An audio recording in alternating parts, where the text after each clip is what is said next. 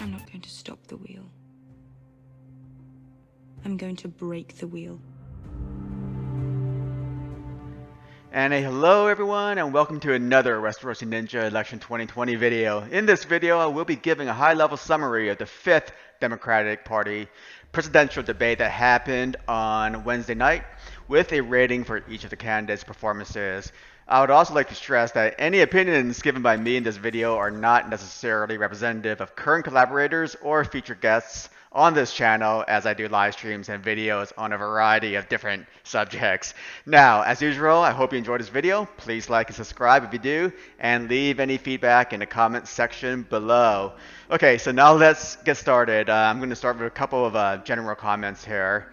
I was really extremely disappointed in the moderation questions asked in this debate. In fact, I think this was the worst debate so far in terms of candidate performances, as well as the moderation and the questions asked. The MSNBC moderators, as expected, knowing that they are corporate establishment shills, threw really softball questions to their favorite candidates, while obviously trying to trip up the quote-unquote anti-establishment candidates here.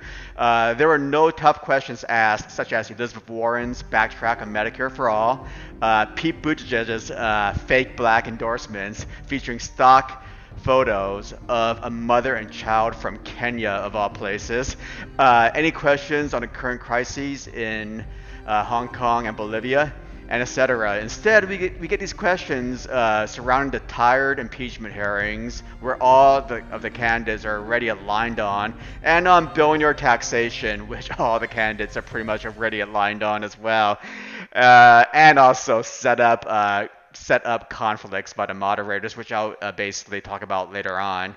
All right, so let's go ahead and basically just summarize, just the debate itself here. It was about 130.33 minutes, roughly 2.10 hours in length, in duration. Location, again, was the Tyler Perry Studios in Atlanta, Georgia. Partners were MSNBC and the Washington Post. And the moderators, all female correspondents from MSNBC: Andrea Mitchell, Rachel Maddow, Kristen Welker, and Ashley Parker.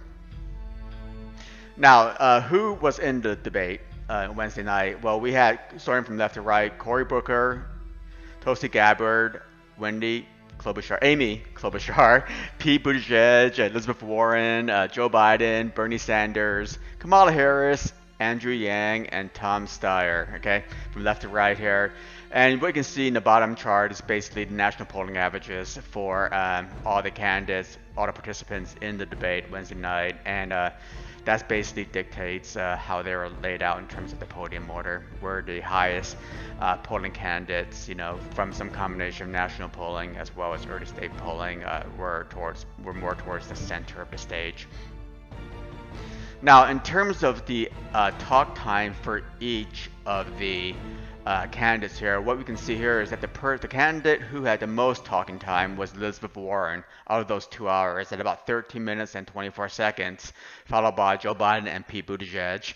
Now, guess who has the least speaking time, total speaking time? Of course, it's Andrew Yang, which is, I think this is like the 4th out of the 5th 5 debates held so far where he actually had the least speaking time of all the candidates. Yet he is pulling ahead of, several of the other candidates who had more speaking time. So go figure on that. Either he's really succinct, or it's obviously there's some sort of weird, blackout or ignorance of this particular candidate.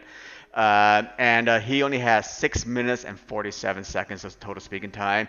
And in fact, he was actually the last person to actually speak in the debate Wednesday night at 32 minutes into the debate. Essentially, the first half an hour to 45 minutes was essentially an Elizabeth Warren town hall, if you will.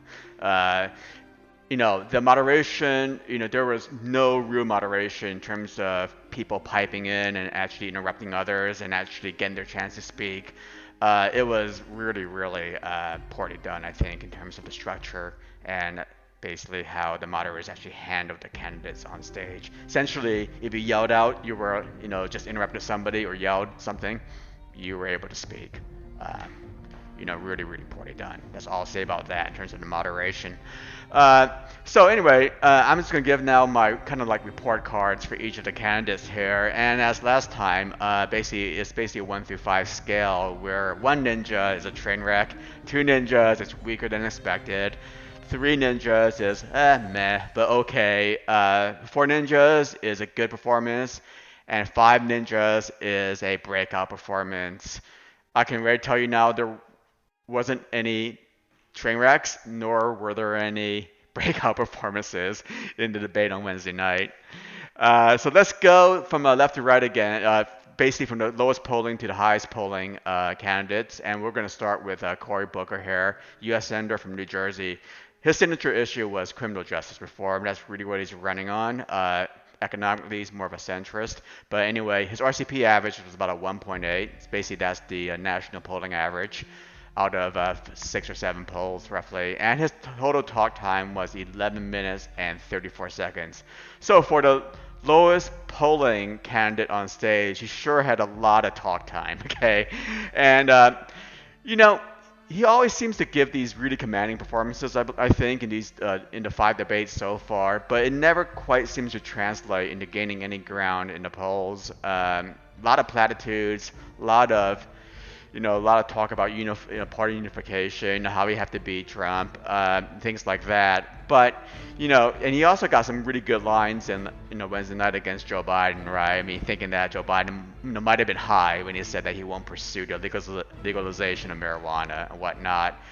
But again, as usual, he puts in a commanding performance and he's enthusiastic, optimistic, but really at the end of the debate, we don't really remember anything that he said, and I think that's the problem. And that's the problem. He never gains ground in the polls right afterwards. I am glad that he mentioned Pete Buttigieg, though. So as he mentioned Pete Buttigieg as not being the only combo Rhodes Scholar and mayor of a city.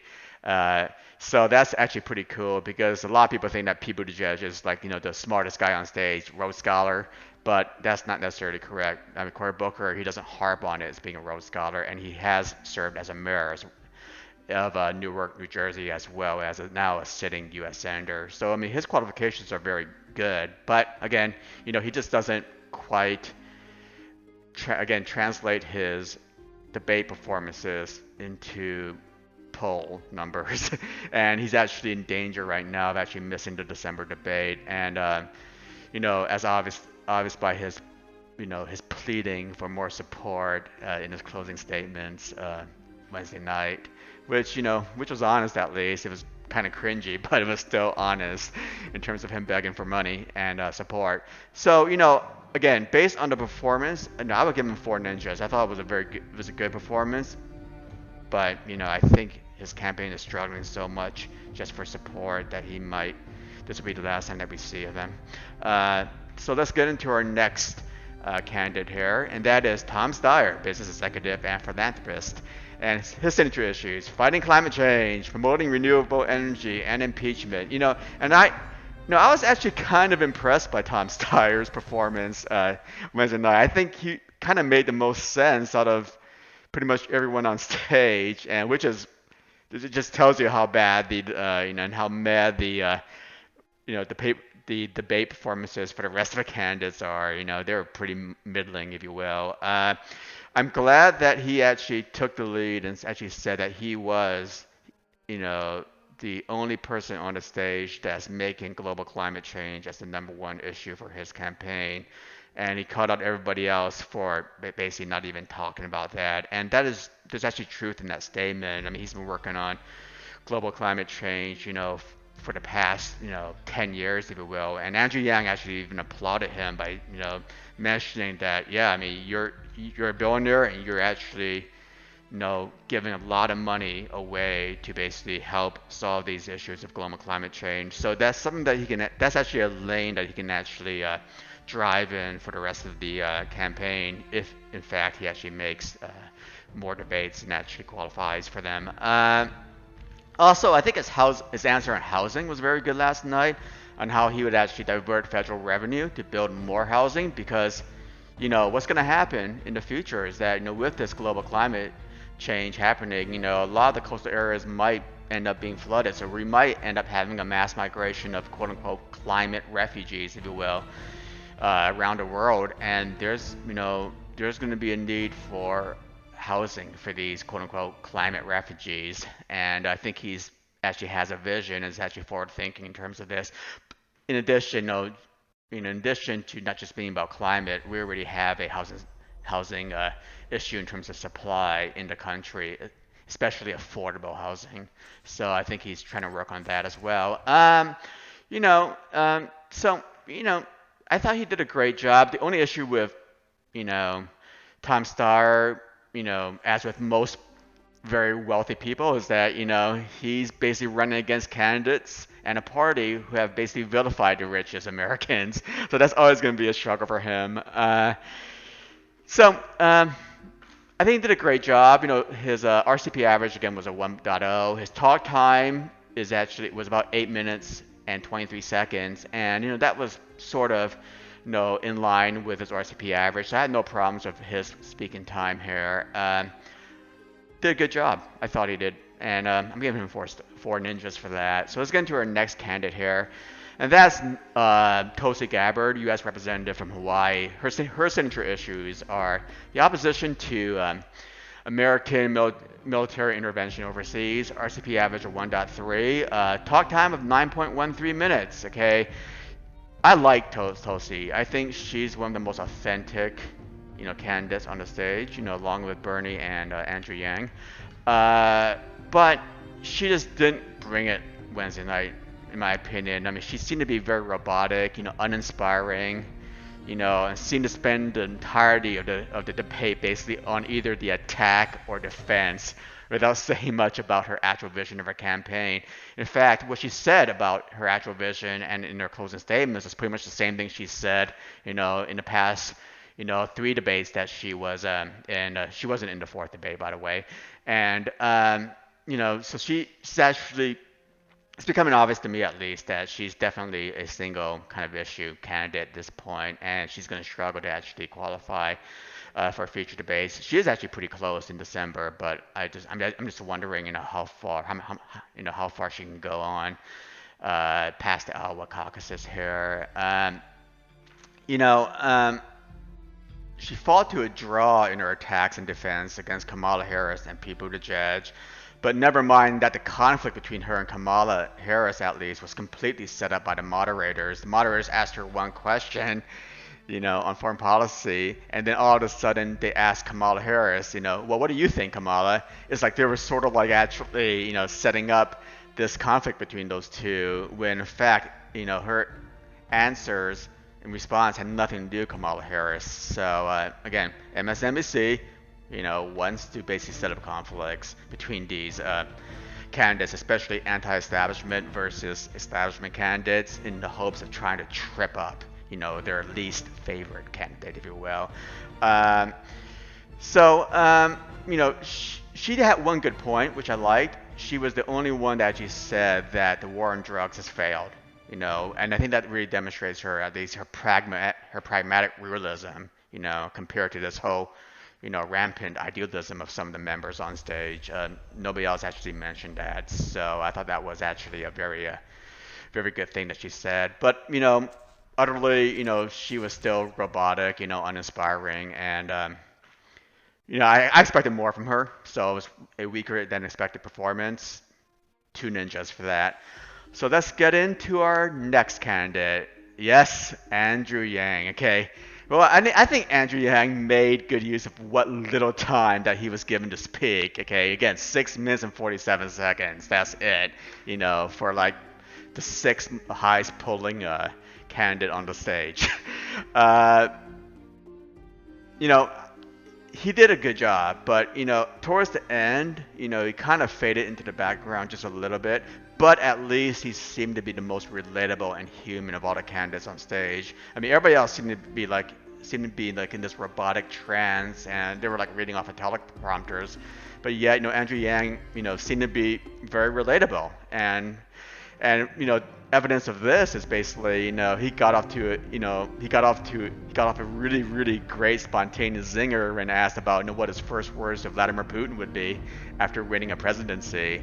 First I say, I'm sorry I beat your guy. I thought that was great. That just shows, I mean, that was classic Andrew Yang humor, if you will. And then he also made a very dark comparison of the U.S. and Papua New Guinea as being the only countries in the world without paid family leave, and that's really that really drove home for me in terms of seriously, the U.S. and Papua New Guinea of all places are the only two countries that doesn't have a federal paid family leave program. I mean, that's pretty crazy. So and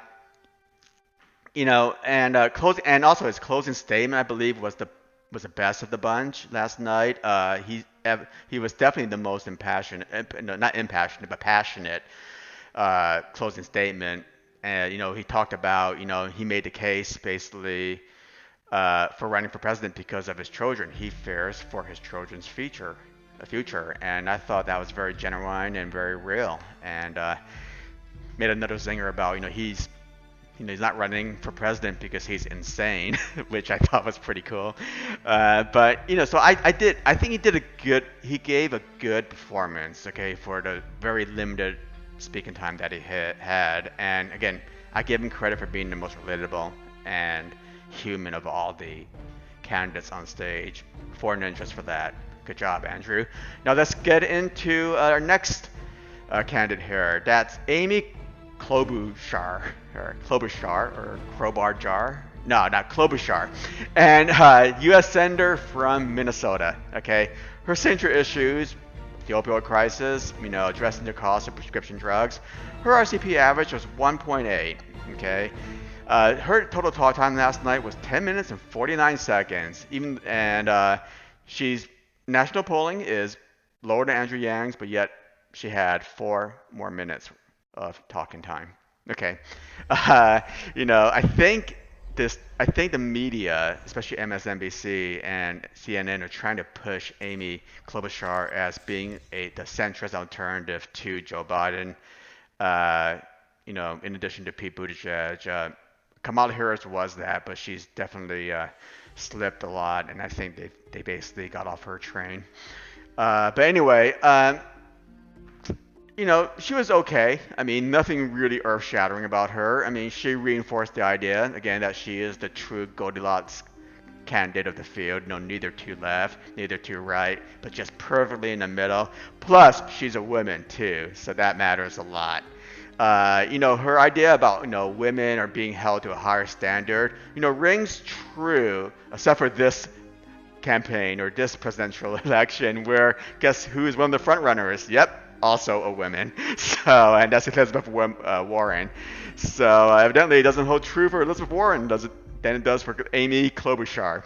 So yeah. Anyway, I think she has accused the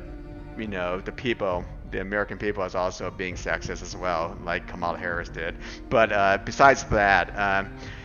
That was kind of annoying. But besides that, she also, basically went ahead and talked about, very lukewarm policy ideas, like, her idea of basically, the public option.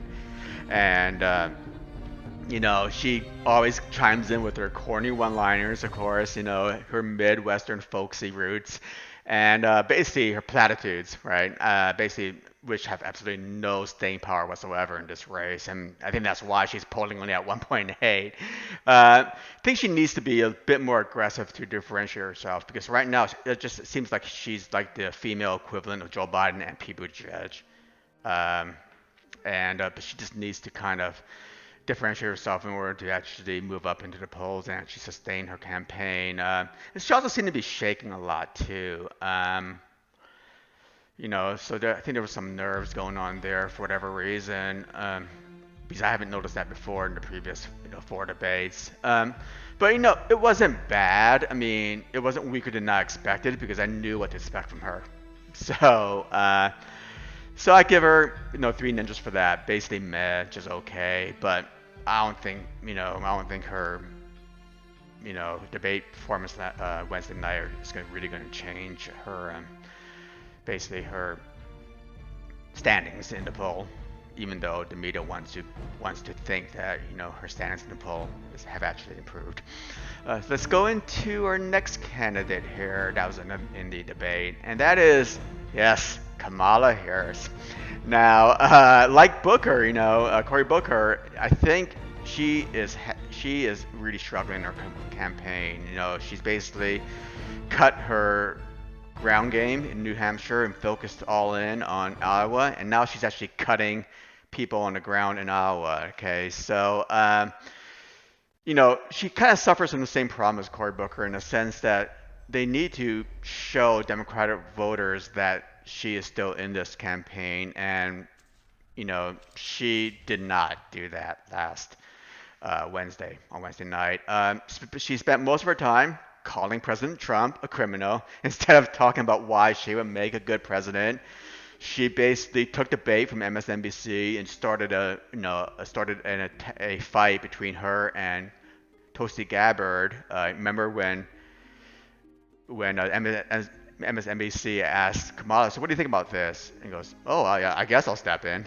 Some things like that. It's like, don't take the bait, Kamala, okay? Because it was so obvious what MSNBC was trying to do between you and Tulsi Gabbard here.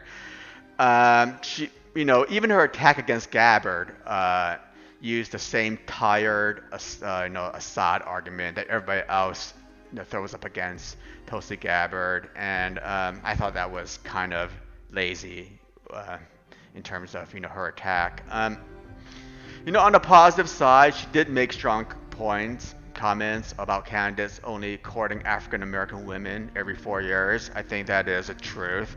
So I like that observation. Yet it was not followed up on by the moderators in terms of asking other candidates what they felt about that. The moderators didn't ask her questions about, her statements about, racism and sexism being the quote unquote reasons why she's not doing well now. It's, yeah, part of it, I guess, again, it's pretty obvious that I was totally disappointed and frustrated by the moderators last night. But again, in terms of the candidate herself, Kamala just didn't strike me as being memorable at all. It wasn't weaker than expected. It was expected. Basically she didn't fail to meet my expectations, which were already on the okay to mess side of the debate performances. So I'm giving her 3 stars or 3 ninjas for that, just like Amy Klobuchar. It wasn't weaker than expected. Obviously, again, it was just meh. Because I know what to expect from her now. So that's Kamala Harris for you. I don't think we'll be seeing her past the Iowa caucuses. She's very qualified for the December debate, but I think her campaign is really, really flagging at this point. Let's get into our next candidate. Yep, Mayor Pete Buttigieg of South Bend, Indiana, otherwise known as Mayor Platitudes. His signature issues are, generational identity, okay, because he is young and gay, and he's focused primarily on economic opportunity. He's a centrist economically, so he doesn't want to, basically, introduce too much structural change in the economy here. He's become actually the darling right now lately of the establishment media. Everybody loves Pete Buttigieg. He's winning all the debates. He's great.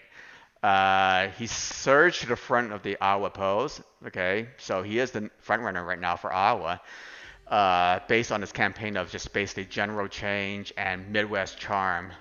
So I suppose he's something of a front runner based off of that. I think he appeals to a lot of the white baby boomers, if you will, because they like somebody who's younger, who's fresh, for the election, but he doesn't have any real policies laid out. He never talks about his policies, so it's all about generational identity for this guy. I don't want to bash on him too much, but I think that's the issue with him. But yet, he does appeal to a lot of the people. So anyway, yesterday was kind of interesting. As usual, he always has these nice, concise, succinct, and understandable answers to a lot of the questions. But yesterday, he just seemed to be little bit more insecure about his lack of experience, especially when Tulsi Gabbard attacked him for his lack of experience. Uh, and again, very comprehensible, very concise, very well spoken, but his his vision and policies are just so unclear. It just basically reminds me of an empty suit. He basically just pleases people with his speaking style and his responses, but there's really no substance to them. Um, but for the most part of the night, he did escape, serious scrutiny, and he did successfully, I believe, push back from attacks from Tulsi Gabbard, who basically attacked him on, a quote that he wanted to basically send in troops to Mexico, to basically fight the cartels, where it seemed like Tulsi was just saying that he wants to send in troops to Mexico for no reason. To fight cartels the drug cartels is kind of a valid reason, I believe, to send in some troops in there. But that's just my opinion only, of course, because of the issue, the whole drug trafficking issue that we have with our neighbor to the south. You know, for whatever reason, none of the candidates nor any of the moderators Wednesday night, wanted to come for him. What was really disturbing was nobody came at him for his fake black endorsement ad promoting his plans for Black America, using again that stock photo of a Kenyan mother and child. Okay, so he hasn't done anything about that. I mean, but yet he's touting his plan. So there's nothing else much to say about that. I wish they would go after him a little bit more, since he is the presumed front runner now. But that's just the way it is. Par for the course for Wednesday night's debate, hosted by MSNBC. So let's get into our next candidate here, and that is none other than Bernie Sanders, the U.S. Senator from Vermont. His signature issue: Medicare for all, free college tuition, and curtailing the influence of billionaires. RCP average 18.8.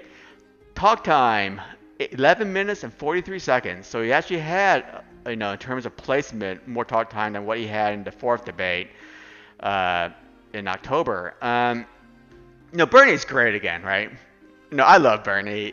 He always seems to be in a bad mood, and he's always irascible whenever he talks. But at least last night he did speak with more authority, especially on foreign policy and the impeachment hearings.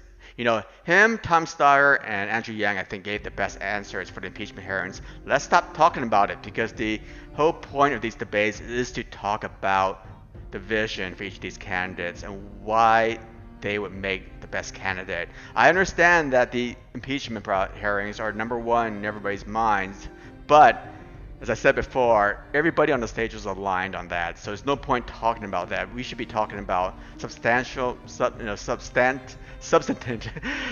differences in between each of the candidates in general, so we get an idea of who we feel like voting for next year. Boy, that was really hard saying substantial. But anyway, now he seemed to have bounced back from his health problems. He looks a lot better than he did last month. He went into the last month's debate just 2 weeks out of surgery. So I mean, props for him for actually doing that already. And he actually used humor well, right? I mean, he actually talked about, especially when he quoted himself about how he wrote the damn bill when they were just talking about the same old tired differences and healthcare between everybody on stage, except for Andrew Yang. So he did prosecute the false. And he also did made a statement about prosecuting the fossil fuel industry, which is very cool considering I used to work for the fossil fuel industry. So yeah, he's definitely back. Definitely not weaker than expected, and I thought he did everything I expected him to do. I wish they basically threw him harder questions and so he can actually get his message out a little bit more yesterday. But he did again speak with authority yesterday, and so he's back. And 3 ninjas for Bernie Sanders. Let's get into our next candidate here, second to last, and that's Elizabeth Warren, from a U.S. senator from Massachusetts. Her signature issues: income inequality and regulating big corporations and political corruptions. RCP average of 20.3. She had the most talk time last night, at 13 minutes and 24 seconds. And as I alluded to earlier on, seriously, it was a Elizabeth Warren town hall for the first 30 to 45 minutes of the debate Wednesday night. Basically, anytime she piped up, interrupted somebody else, she was given time to basically talk by the moderators. So I guess so it seems like we all know who one of the favorite candidates are of the establishment media. She did kind of disappear towards the, I guess, middle and to the end of the debate, after completely dominating the airwaves in the first hour, based just due to the general malaise, if you will, of the debate, so her, she kind of faded, if you will. She still continues to make a good point that it won't kill some of those billionaires to give up a few bucks, but in a way, it was very, it wasn't completely honest in the sense that she harps on a 2-cent increase instead of paying 1 cent more in taxes for these billionaires. Let's go ahead and ask them to pay 2 cents more. And it sounds good. It doesn't sound like much, but when people realize the amount of taxes that these billionaires already pay, just paying 1 cent more, in taxes for these guys basically equates to millions and millions and millions of dollars.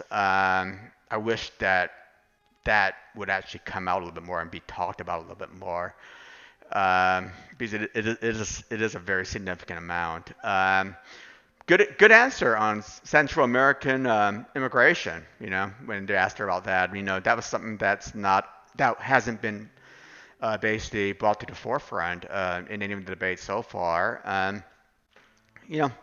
She did well. I just wish that the media just won't focus on her so much. I understand she is a front runner, right? She's polling second in New Hampshire and Iowa, or very close to second. But yeah, she just seems like she just gets to speak whenever she wants to, and that's just the way it is, I guess.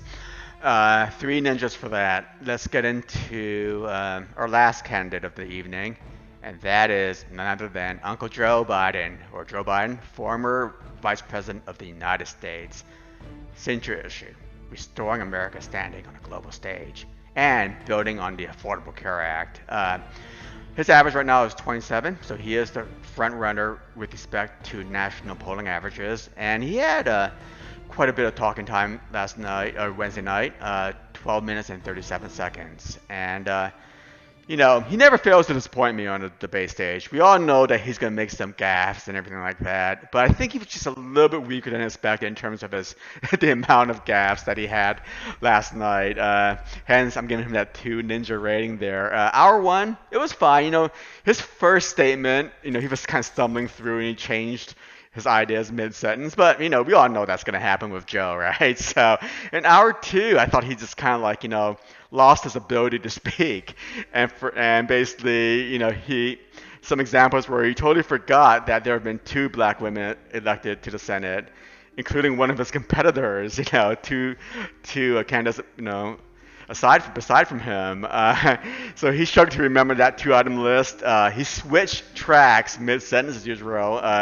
He totally wrecked a very strong point that he was about to make about his black support in all of these southern states and all these other states, and basically how, because of that, he really is the most electable candidate out there.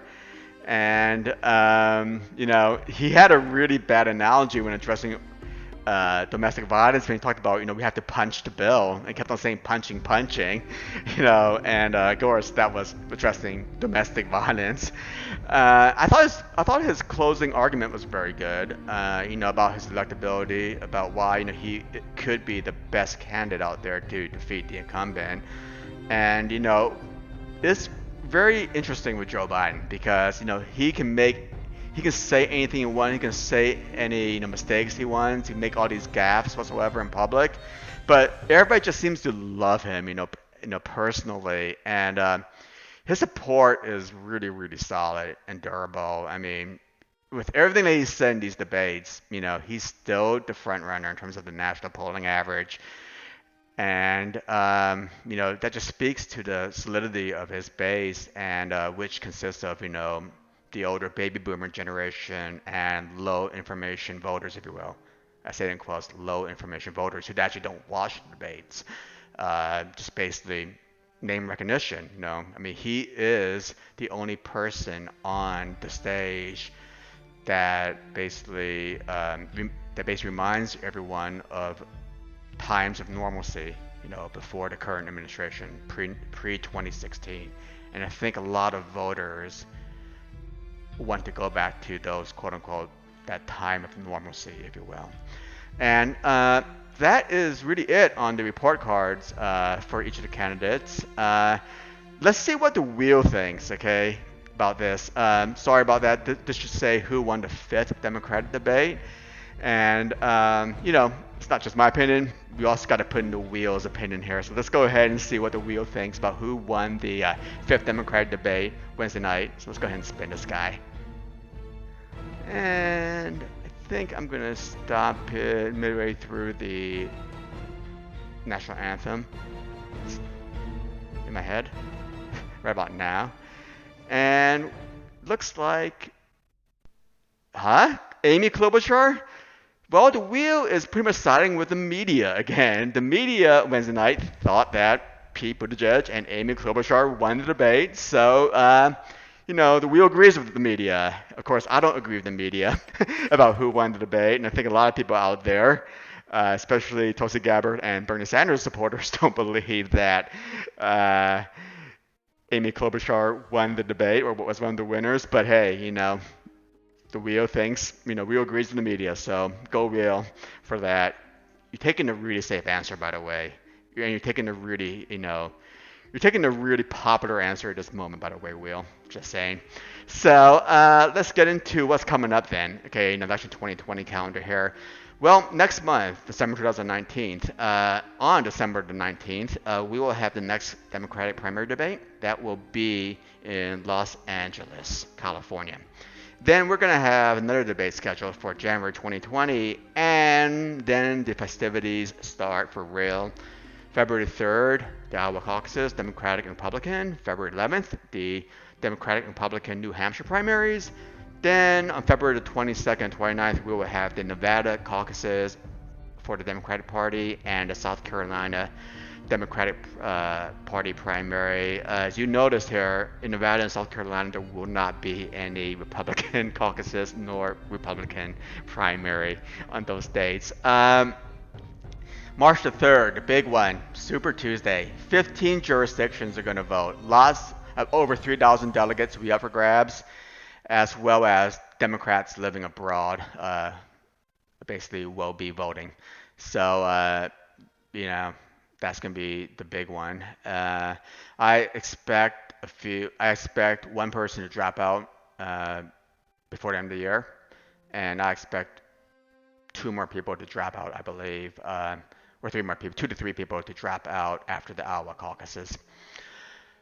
And let's see what else is going on here. And what do we know about the 6th Democratic debate? Okay, that is the one next month in December in Los Angeles. Well, it's going to be held in the UCLA Luskin School of Public Affairs. The partners, I believe, is a more objective set of partners here, more neutral, PBS NewsHour and Politico. Moderators are yet to be announced. Qualifications, okay, well, it's been bumped up a bit relative to the November debate. Basically, a candidate must receive 4% support or more in at least 4 national or early state polls, any combination of those polls, or 6% or more in 2 early state polls, and they being Iowa, New Hampshire, South Carolina, and Nevada, between October 16, 2019 and December 12, 2019. Okay, so those are the polling criteria in order to qualify for next month. And also we have the grassroots fundraising element there, and that they've been bumped up too as well.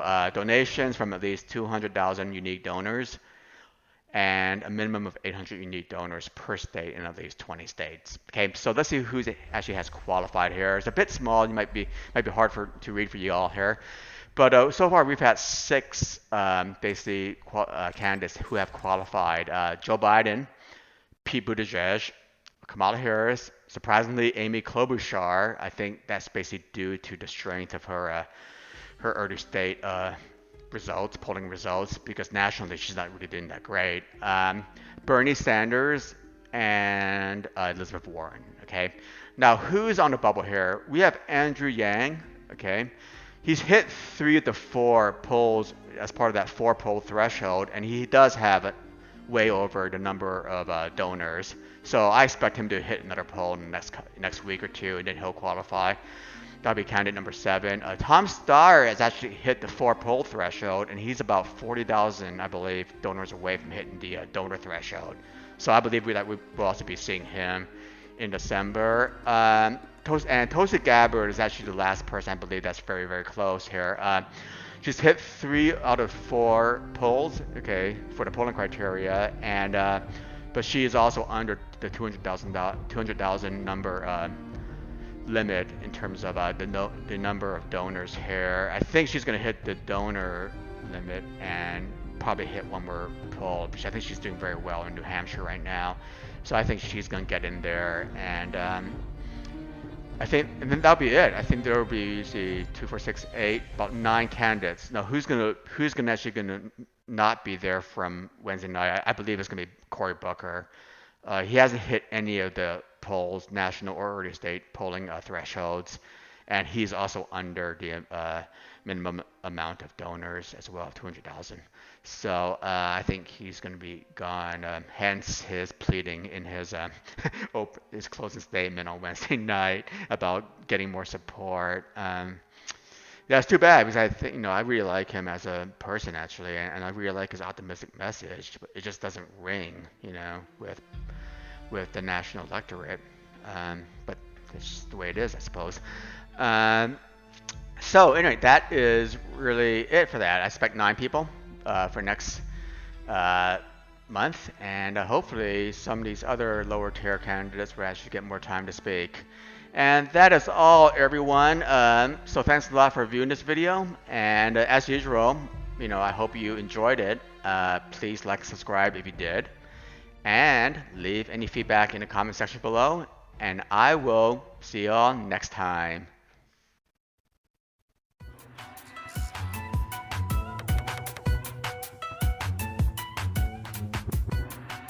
I'm not going to stop the wheel. I'm going to break the wheel.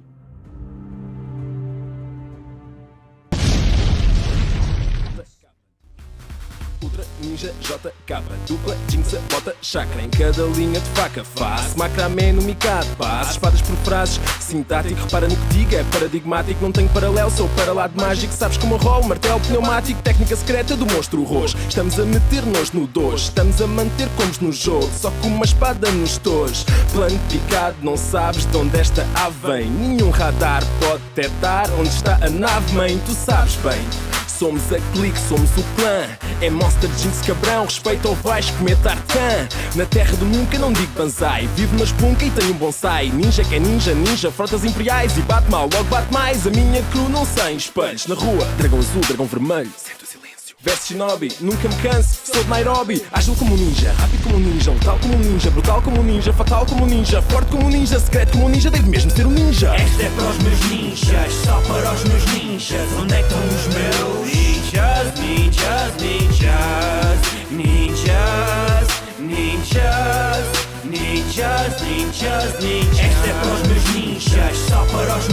trincheiras, onde é que estão os meus?